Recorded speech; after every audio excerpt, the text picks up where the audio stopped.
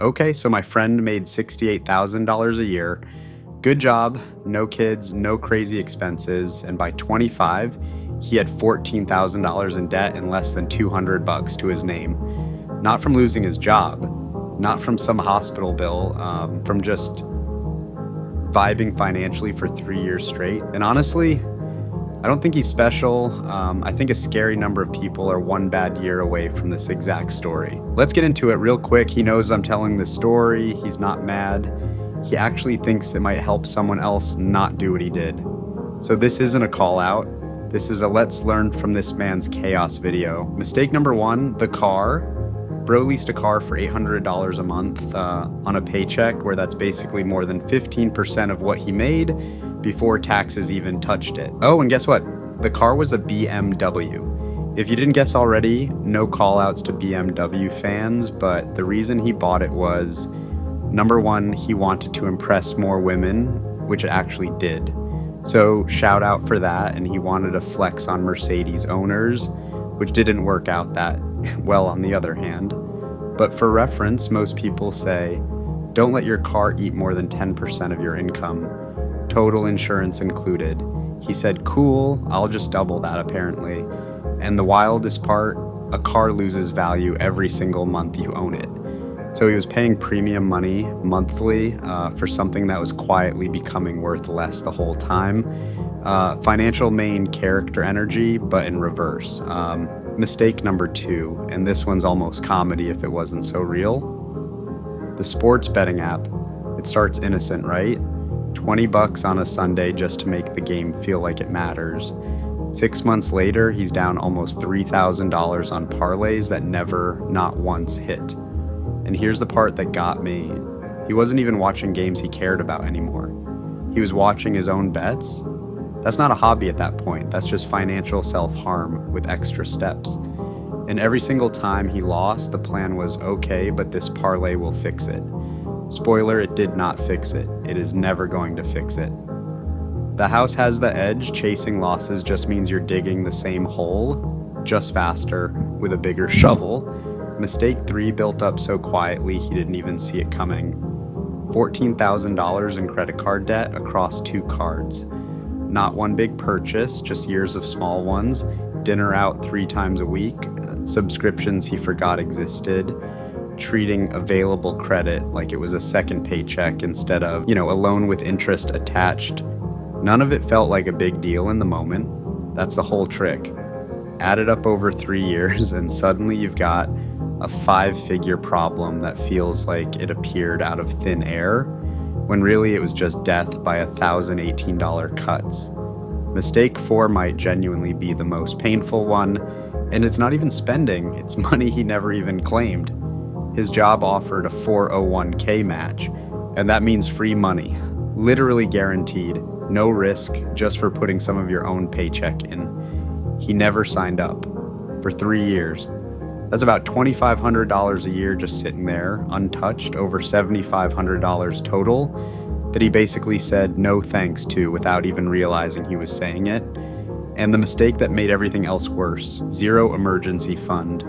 Not a dollar of cushion, so every time something small went wrong, a flat tire, a co-pay, it went straight onto the credit cards, which just fed the debt even faster. No safety net means every surprise expense becomes a loan from future him, with interest attached. The moment it got real was when he finally sat down and actually looked at the numbers for the first time. $14,000 in debt, less than $200 saved, a car payment eating a huge chunk of every paycheck. And he had this moment of, wait, I make good money, why do I have nothing to show for it? That gap right there, decent income, nothing saved, that's where a lot of people are quietly living right now. Most of them just never actually run the numbers long enough to notice. So here's what we actually did. First, the betting app got deleted. Not muted, not I'll be more responsible. Deleted, gone, because you can't moderate your way around something built to exploit exactly that impulse. Second, we ate the penalty and got out of the car lease early, moved to a used car, paid in cash, 0 payment going forward. Painful for a second, but it instantly killed a $580 monthly leak. Next, the credit cards. We use the debt avalanche method. You list every debt by interest rate, and you throw every spare dollar at the highest rate card first, while paying minimums on the rest. Once that one's dead, you roll that payment onto the next card. Some people prefer paying off the smallest balance first for the quick emotional win. Totally valid, but with a real gap between his two interest rates. Attacking the highest rate first straight up saved him more money. Before going full send on the debt, we built a tiny emergency fund first, just $1,000. Not the full safety net yet, just enough so the next random expense didn't immediately undo weeks of progress right back onto a credit card. Then we turned on his 401k contribution, just enough to grab the full employer match. Nothing fancy yet. This is genuinely one of the best guaranteed returns that exists anywhere. It's free money the second it lands, and it should usually come before almost anything else once your minimum debt payments are handled. And the last piece, for 90 days, he tracked every single dollar. Not some brutal restrictive budget, just actual visibility. This is usually the biggest unlock in stories like this. Most people have zero idea where their money's leaking until they see it in black and white. For him, it was forgotten subscriptions and delivery fees quietly costing more per month than his old car payment. 18 months later, $14,000 in credit card debt gone, 3 months of expenses sitting in an actual emergency fund. 15% of his income now going into retirement between his 401k and a Roth IRA. Is he retiring at 35 yet? No, that's a longer game, but he went from one flat tire away from disaster to actually building something real.